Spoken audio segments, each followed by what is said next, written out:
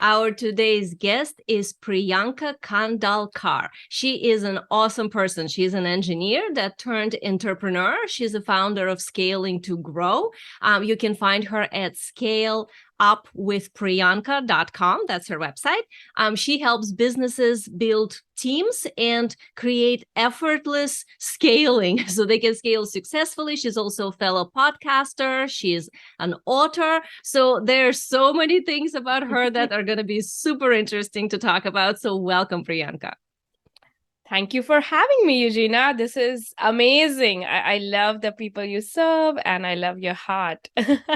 Oh, thank you so much. So let's start by explaining what is it that you actually do, so you can kind of start by talking about from, maybe a little bit of your story, whatever you think would be interesting for us to understand as to why you're doing what you're doing. Yeah, it's so beautiful, Eugenia. And we were just talking about just before starting, how multi-passionate we are. We want to do so much and we want to give so much of us. And it comes from serving and having that servant leadership and really being out there. So I do come from being an engineer in corporate. I came to US in 2008 to do my master's in industrial engineering. And after that, I worked with Fortune 500 companies like Volkswagen, John Deere, all these amazing companies out there in engineering. And then it was in 2014 when I got fired. And that was my moment. I'm like, oh my God, I can't put all my eggs in one basket. And because I was always the what you call A player, A performer, super ambitious, get things done. And I just could not take that rejection so well. And I was like, okay, so I went through my own phase of finding myself, finding my grounding. I started with different side hustles. So first I did was, since I think one of my jam is problem solving. So one of the things I did with my husband was we started a app. It was a student engagement app for student retention in engineering university. And I was meeting with the deans of the university. I was in my early 20s and meeting with the deans, coming up with a solution, a software, adding some gamification to make studying fun for new students. And that was one thing we did. After that, I went into, for 5-6 years, we did Amazon, physical product business. And we did that for 5-6 years. And then I was like, okay, now what is next for me? And I started my podcast. And within 1 week, it was top 60 in iTunes. And now it is top 1% globally. So there are 2 million podcasts, Eugenia. I'm sure you know. And then out of that, it's top 1%. I have audience all over the world. And I for me, podcast was finding my own voice. I do come from a very humble beginning where women are not we just keep our emotions to ourselves. We come from a society where you are just pleasing everyone.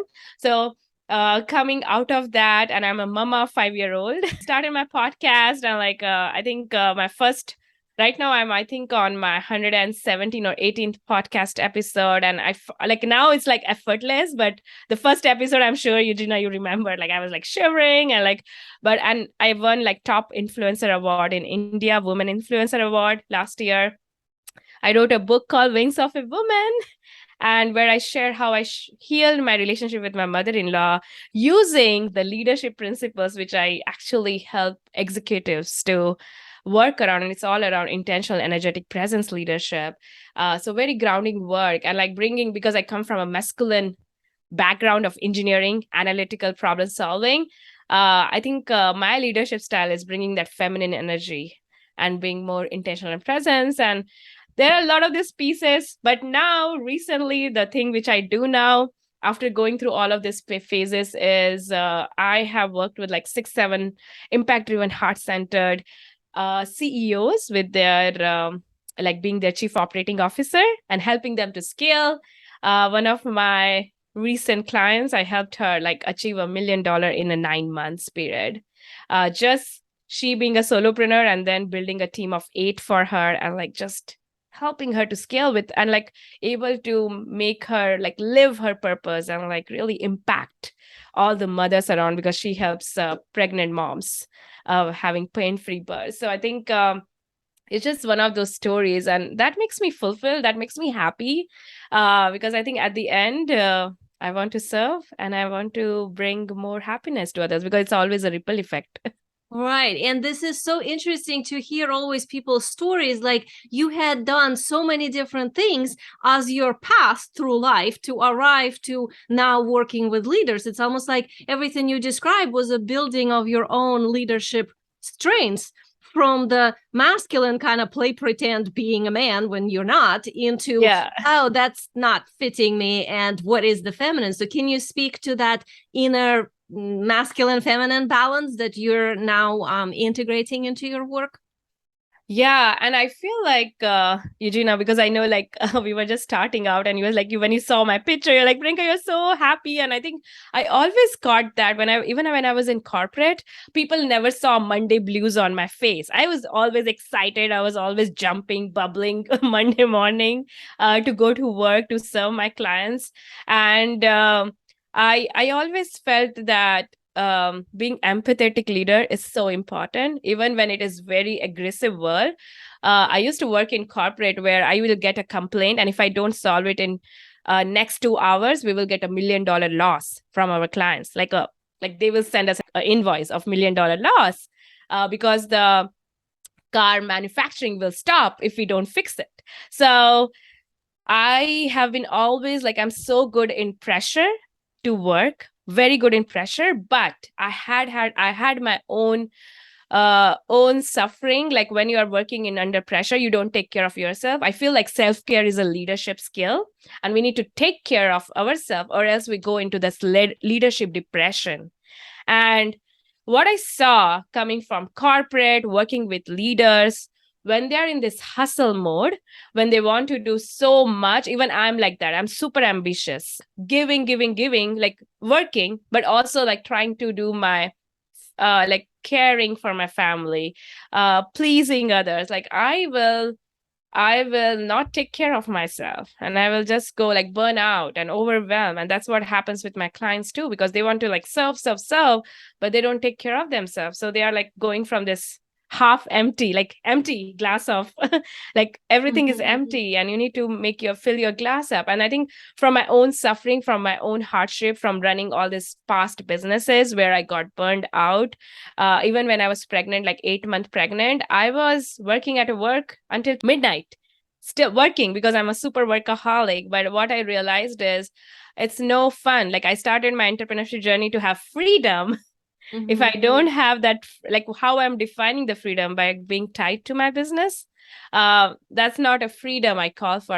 Like there's a freedom when you start your business, you want the freedom of time, you want the freedom of creativity, like what you are here to do, your gifts. But then when we go into this day-to-day grind of our own business, like even in my own business, like I help people with operations, but I have a team so that I can stay as a visionary in my own business. I can be both visionary and operations, but even I have a team so that I can take care of myself, as I said. Of course. And like I talk about this inner game of leadership and outer game of leadership. Outer game is all the actions you take, which is more masculine energy. But going back to your question about feminine and masculine, so for me, my outer game is like all the actions I have to take, all the strategies and everything. But then I have to focus on my feminine energy, which is the inner game of leadership, which is come back to your intention, your presence, and what kind of energy you're bringing. So, and I think the combination of the internal process, like your type A personality, you're a go-getter, you go and you make things happen, and you're naturally like, that is the electrical masculine energy, but you're also in a female body. So you're figuring out the other side. And that burnout is a thing I see so often in women. I mean, I'm myself the same way like you are. So I went through a couple of my own burnouts. So I totally understand that. And I think a lot of listeners here would get that edge where we are so passionate about what we want to do. And of course, when we show up to the world, we show up in our higher selves. So we positive and we bring all this passion forward. And it's very easy to forget that we are actually part of the formula.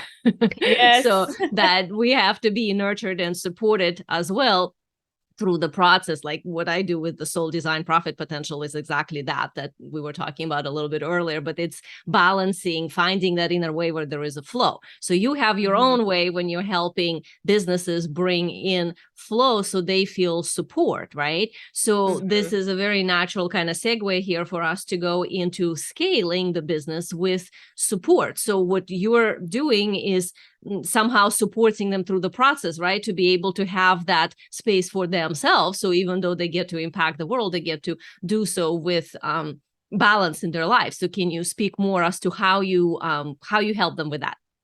Yeah. And Eugenia, like, thank you for mentioning that, because I think how you help and then how I come in, like, I think my work starts where your work is like, I think you said 100K, and like you're getting people with their foundation, getting that, like, get them started. And I feel like as a business owner myself, like when I ran my own business, and like now I run my own DIY kind of an agency kind of thing, like more of like being the chief operating officer for the clients, but bringing my team in to do the installation or implementation of the operations pieces. But what I have seen is like, it's easier to get to 6-figure or even multiple 6-figure by just hustling without any system or structure. But then there comes a point, like you're going out there, you're going to podcast, you're putting organic content out there, you're doing ads and all these different things to grow your business. But there comes a point like you're increasing the number of clients, and then your team feel bombarded. Or maybe you are a solopreneur, you're like, okay, I can't really serve these people with the highest quality. Like if you increase the quantity of clients, your quality is going to get impacted, or your delivery of whatever transformation you promised to your client will get impacted. And that's where the capacity issues come. And that's where you start thinking about scaling.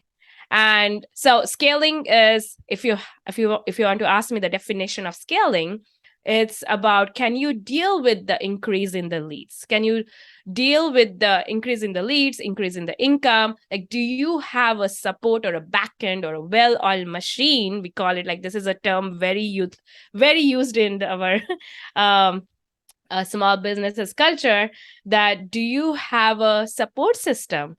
Do you have a proper integration or workflow or systems or backend?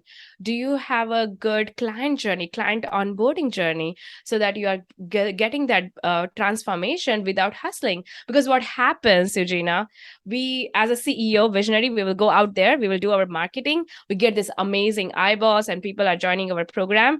And then your team comes to you, they need more support because they don't have clear direction. Okay, we have new clients coming in. I'm at max capacity. The team is at max capacity. Okay, what should we do now? And as a CEO, you are into day-to-day operations. And then when you are doing that, what happens is, because you're not doing any more visibility, you're supporting your current clients, you're part of the day-to-day operations, your visibility gets suffered, and then you don't have this cash flow, more cash flow coming in. And it's like a cycle. And then you go back doing the marketing, more clients come in, your team feel over, like they're like maxed out and they need your support. So you are again back as a CEO in the day-to-day operation. So it becomes like a hustle mode. Hustle mode is good as you're getting to the 6-figure, 7-figure. But then if you want to go to multiple 6-figure, multiple 7-figure, a lot of my clients, they come to me, they're at 250K and they're stuck. They just can't grow because they are in this cycle of doing a visibility work. Then they are part of the day-to-day operations. They don't like, they feel like they can't even take a 7 days off, even a 1 day off, because they're tied to their business. And the freedom because of which they even started their business, they're not able to do it. They don't have the time freedom to like really enjoy those moments with their grandbabies or with their babies, or like taking care of their aging parents, or something happens and they have to be like, they just can't do it, or because their business is dependent on them.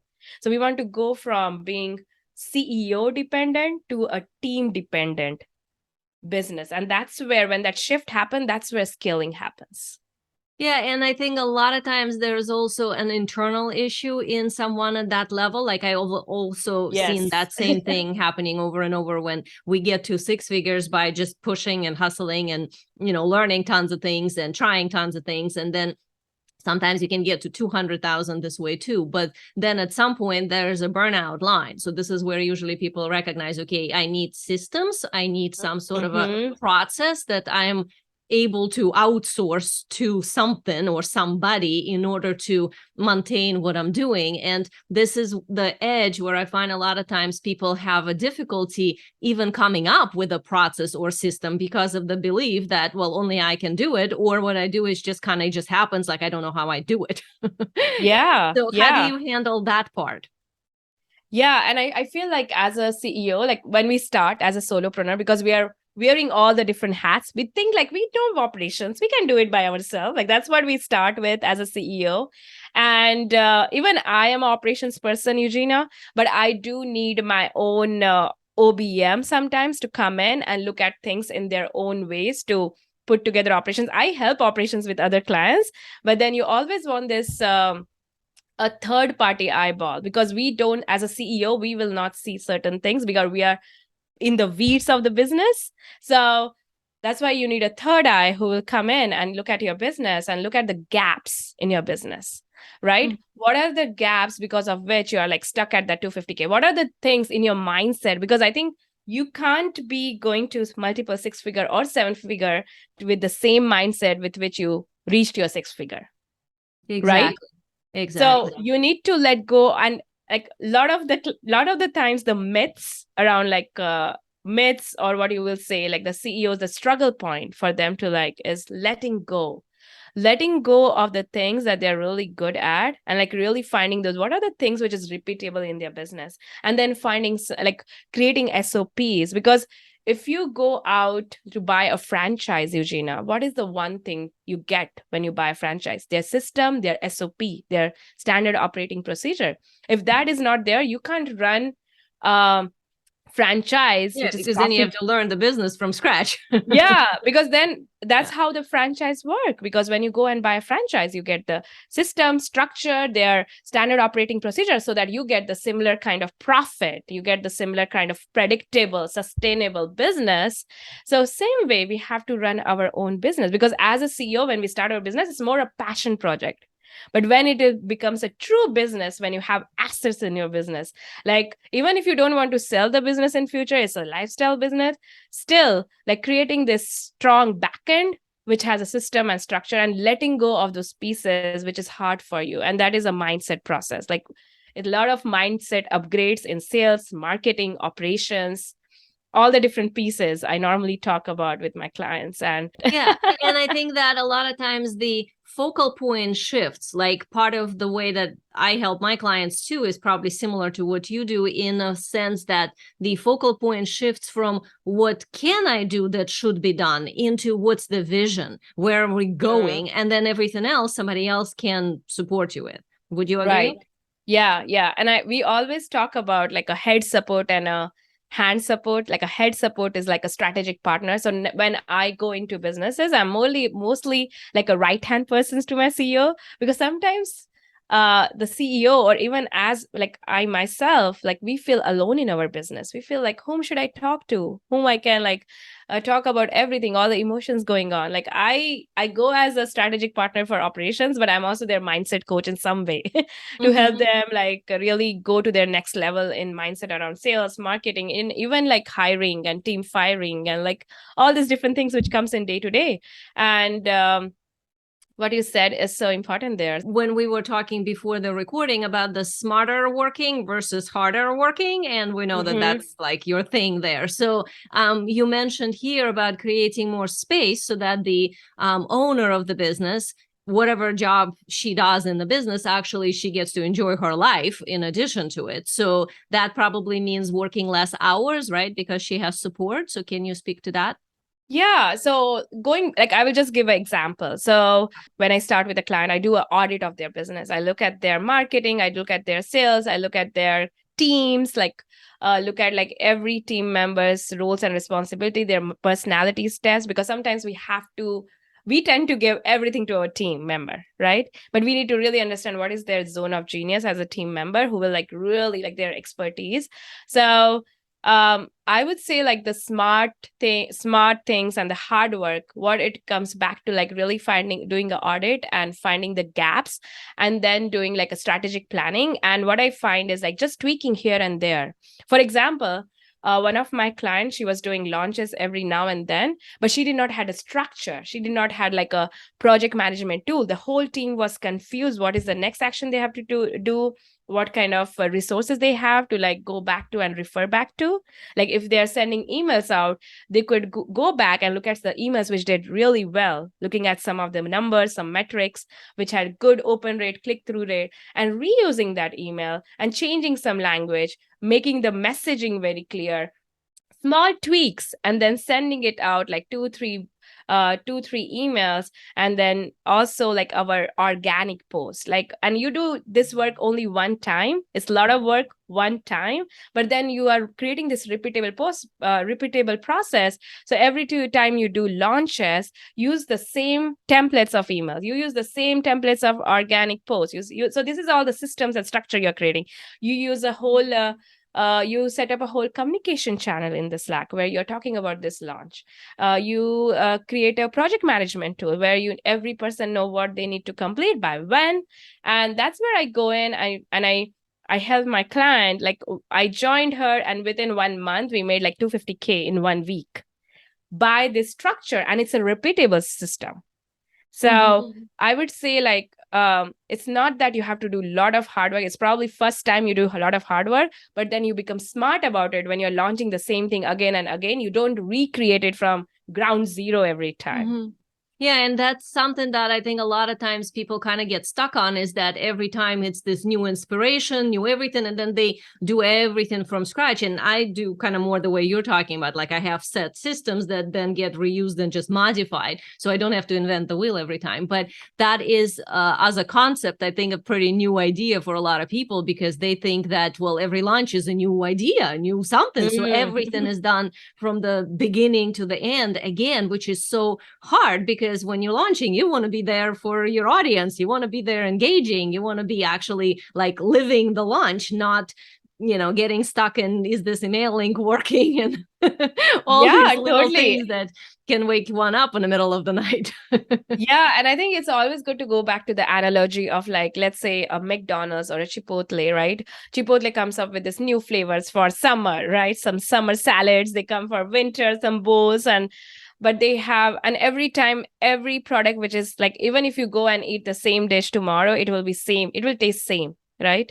Because they have a standard operating procedure, what quantity, how much things to put in this salad so that it will give you same quantity, right? Same thing. And the outcome is the same. So I think like going back to all these successful businesses, the way they are running the successful launches, even when they have new ideas, is because they're looking back into what really worked, simplifying the things and redoing it again. So I think it's very important, because I think as a visionary, we want to like just stay in our creative space and create. And we meet so many people, like you and me are meeting Eugenia here, and we might talk about some ideas, and you might be like, oh, this is so good, let's go and like start executing it. But as a right hand to my CEOs, one of the things I do is like, when they come up with this new ideas, I have actually a grading system to like make sure, is that idea good, to like really even like, is it aligning with our vision, where we are going, like our goals, right? If it is not aligning with what the goals we have set for ourselves, maybe it has to go into a place like for future products to rediscuss again in future, maybe after 6 months. But if it is aligning, we will find a way to accommodate it right now, or we will put it in the future project, future quarters to complete it. But I think we also need to have like a method how to take every idea and grade it. Is it aligning with the business? Is it aligning? Is it aligning with your mission, right? It might be totally different than what your mission is. So I think it's very important, because we are multi-passionate entrepreneurs, and staying on track with the vision. Sometimes that's a hard idea if there's so many ideas swimming about, because they all might feel good, but you are very much correct in the, you kind of have to follow more what the business needs. And then in the way I teach it is put the ideas in idea book. So then you can pull from there when the time is right, when you want to start something and it makes sense, like that kind of thing.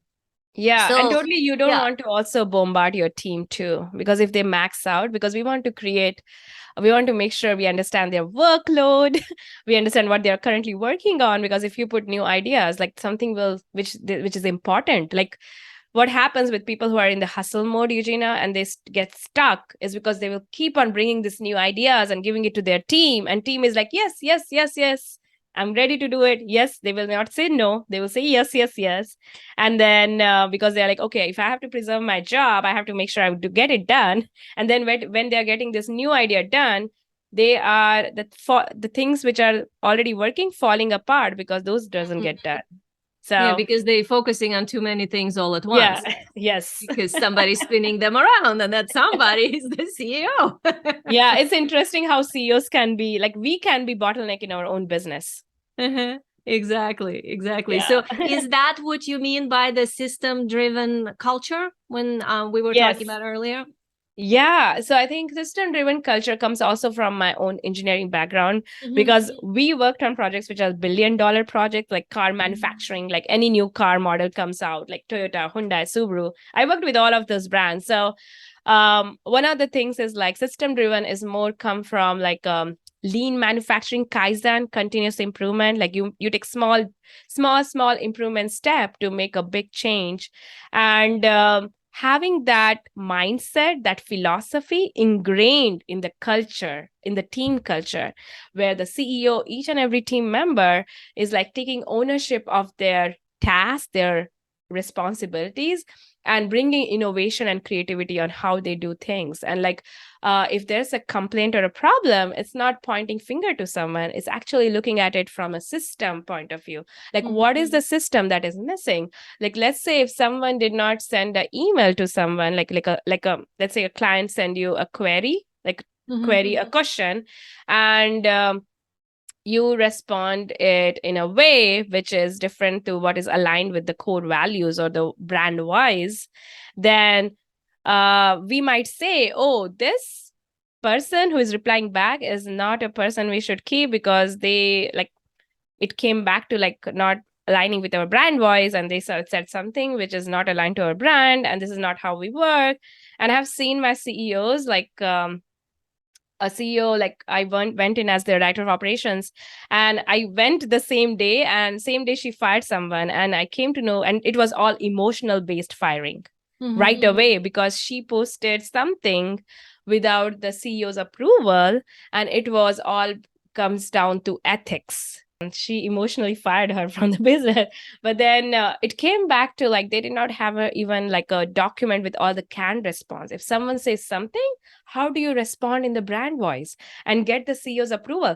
The CEO has to create that response one time, but it's a documented response, right? Yeah, so then there's something to follow. Yeah, so there's like we will always have like short-term countermeasure for the problems which come in our day-to-day, which is good. We need to like make sure our clients get answered in 24 hours with all whatever is their problem. But we also have to think about how to make sure it doesn't happen in future. And that's where the system-driven preventive action comes in. You put something like documented, so this will not happen again, because the team member will have a support system, a resource to refer to. And they would know exactly what to do so that it is on brand and that it follows the ethics. And even if the company. team member leaves, you have this document to hand over to the next person rather than creating it again, right? So I think I go back to that franchise. Like when you buy a franchise, you get their SOP, their system, their instructions. So that's how you want your business to be built. Like it's all system driven. Everyone from CEO to team members, everyone. Like one of the things I do when I go to my client's business, one of the things is I create their SOP library, a standard operating procedure library, and I have each and every person write down their roles and responsibilities, because sometimes our responsibilities are like all the different departments. So we need to really understand what our each of the team member are good at, and then have them start creating this work instruction, so that if some complaints or mistakes happen, you can go back to your work instruction and tweak it. It's always small tweaks which will help you to scale your business. Oh, this is great. And you have a free gift for us that is also about scaling the business. So can you explain a little bit what it is? And we will put the link in show notes. There are two things. I have two things for free. One is to like really understand how to take each and every task you're doing as a CEO, and what are the pieces you can delegate, which are the pieces you can delete. There are some pieces you can automate in your business, right? Rather than manually sending a proposal, you can have a proposal software like PandaDoc, which will automatically send them the proposal and they have to just sign it, and that will activate integration, which will send them an invoice. So it's all automated. Like rather than doing the 12 steps of like manually back and forth communication, you just have a fully automated 2-step process. So I do have like a workbook for you to navigate it so that it will help you to take inventory of all the things you're doing and identify what are the systems and processes you need, and understanding what you can delegate, automate, or delete from your business. Another free gift is I do this monthly free workshop. It's a 5 days challenge, and it will actually help you to implement 4 days work week and scale your dream team. And I talk about my LSC rule of scaling, which is I focus on 3 different pillars. And it's like a pillars of a house. So we have foundation. We talk about business foundation, on which your house is like structurally built so that you have a strong foundation, so that you don't start from ground zero always.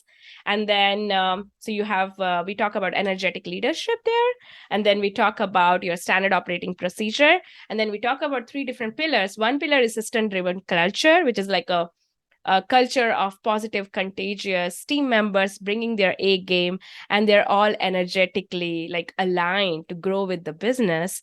Second is all the business foundation, and third is your client automation systems, or client systems, or external system, which is client facing. So those are the pillars. And when you have all these pieces of the house together, the foundation, the pillars, then you have a business which is sustainable, predictable, and strong. Thank you so much for laying it all out so logically. Like you can see how this comes out of this, and this is needed because of that. That is really necessary, I think, in scaling to create that ease. So thank you so much, Priyanka, for being here and sharing your wisdom. Thank you for being an amazing host. And thank you for having me on show, Eugenia. But I want to say like one thing will be to like always show up in your business, always show up in your life, to like go from that servant heart, and like and also like being super intentional of the next action you will take, because it normally takes 6 months to see the results of your seeds which you sow right now. So have that patience and still show up strongly in your business. We don't quit, we are persistent, and we are here to change the culture in the world. Oh, thank you so much, Priyanka. It was such a joy chatting with you. Thank you so much, Irina, for having me.